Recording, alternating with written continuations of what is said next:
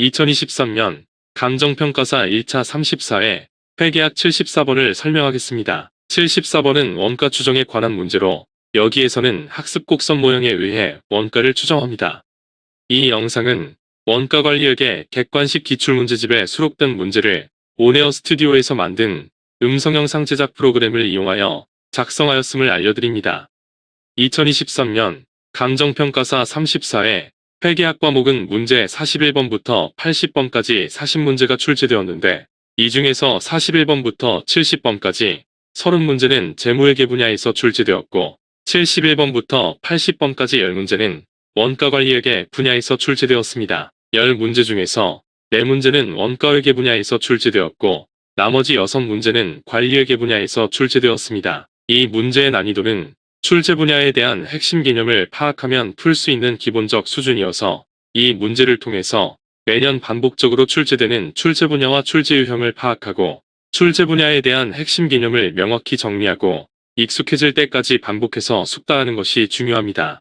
74번은 원가 추정에 관한 문제로 여기에서는 누적평균학습 곡선 모형에 의해 원가를 추정합니다. 원가를 추정한다는 것은 원가와 조업도와의 과거의 관계를 측정하는 것인데 과거의 원가 행태를 추정하는 주된 목적은 경영자가 미래의 원가를 더 정확하게 예측하는 데 있습니다. 원가를 추정한다는 것은 원가와 조업도와의 관계를 측정하는 것이고 원가 추정의 목적은 원가를 관리하고 의사결정 성과를 높이고 계획 및 표준을 설정하는 데 있습니다. 원가 추정은 원가와 조업도와의 관계를 측정하는 것인데 원가 추정 방법은 선형원가 함수로 추정하는 방법과 비선형원가 함수로 추정하는 방법이 있습니다. 선형원가 함수를 추정하는 대표적인 방법으로는 고저점법과 회귀분석법이 있고 비선형원가 함수를 추정하는 대표적인 방법으로는 학습곡선 또는 경험곡선 모형이 있습니다. 다음은 감정평가사 시험에서 출제된 원가관리회계 분야의 연도별 기출문제를 목차별로 정리한 것입니다. 주 간평은 제품 생산에 필요한 부품 400단위를 매년 외부에서 구입하였는데 최근에 해당 부품을 자가 제조하는 방안을 검토하고 있습니다. 부품은 한 묶음의 크기를 100단위로 하는 묶음 생산 방식으로 생산할 예정인데 해당 부품을 자가 제조하는 경우 직접 노무 시간이 학습률 90%의 누적 평균 시간 학습 모형을 따를 것으로 추정합니다. 여기에서는 부품 100단위를 자가 제조할 경우에 예산 제조 원가 자료를 토대로 주 간평이 부품 400단위를 자가 제조할 경우 단위당 제조 원가를 추정합니다. 학습 곡선 효과는 누적 생산량이 증가함에 따라 추가적으로 투입되는 단위당 직접 노무 시간이 감소하는 현상인데 생산에 투입되는 원자재와 작업자의 기술이 향상되고 작업 방법이나 작업 도구, 공정 설계, 제품 설계, 공정 설계 등이 지속적 개선됨으로 인해 나타납니다. 학습 곡선 효과는 누적 생산량이 증가함에 따라 추가적으로 투입되는 단위당 직접 노무 시간이 감소하는 현상인데 학습 곡선 모형에는 누적 평균 학습 곡선 모형과 증분 학습 곡선 모형이 있습니다. 누적 평균 학습 곡선 모형은 누적 생산량이 2배씩 증가할 때마다 누적 평균 시간이 일정하게 감소하는 비율로 발생하는 모형이고 누적 증분 학습 곡선 모형은 누적 생산량이 2배씩 증가할 때마다 누적 증분 시간이 일정하게 감소하는 비율로 발생하는 모형입니다. 학습 곡선 모형에서는 누적 생산량이 2배씩 증가할 때마다 누적 평균 또는 누적 증분 직접 노무 시간이 감소하면서 발생하는데 누적 생산량이 적은 생산 초기에는 이러한 학습 곡선 효과가 크게 나타나고 누적 생산량이 많아져서 생산이 대량 생산 단계에 돌입하면 학습 곡선 효과가 미미해집니다. 누적 평균 학습 곡선 모형은 누적 생산량이 2배씩 증가할 때마다 누적 생산량의 평균 원가, 특히 직접 노무 원가는 일정한 비율로 감소하여 발생하는 현상입니다.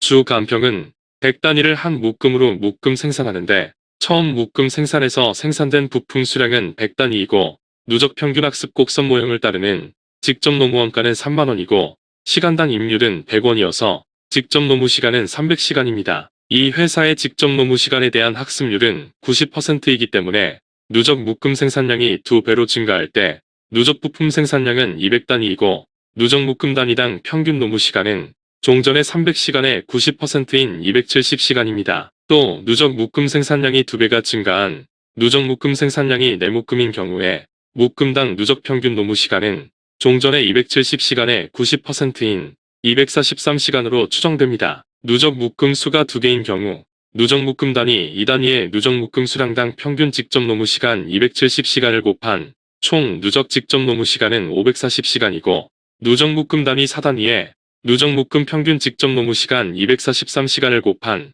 누적 총 직접 노무 시간은 972시간으로 추정됩니다. 부품 400단위를 자가 제조할 경우 직접 재료 원가는 학습 곡선 모형이 적용되지 않기 때문에 직접 재료 원가는 100단위의 직접 재료 원가 25,000원의 4배인 10만원이 되고 직접 노무 원가는 내묶음 400단위의 직접 노무 시간 972시간에 시간당 임률 100원을 곱한 직접 노무 원가는 97,200원으로 추정됩니다. 변동 제조 간접 원가는 직접 노무 원가의 3분의 2이기 때문에 64,800원이고 고정 제조 간접 원가는 생산량과 무관하게 일정하게 발생하기 때문에 10만원입니다. 따라서 부품 400단위를 자가 제조할 경우에 예상 제조 원가는 36만 2천원이고 이를 생산량 400단위로 나눈 단위당 제조 원가는 905원입니다. 주 간평이 부품 400단위를 자가 제조할 경우 단위당 제조 원가는 905원으로 이 문제의 정답은 4번입니다.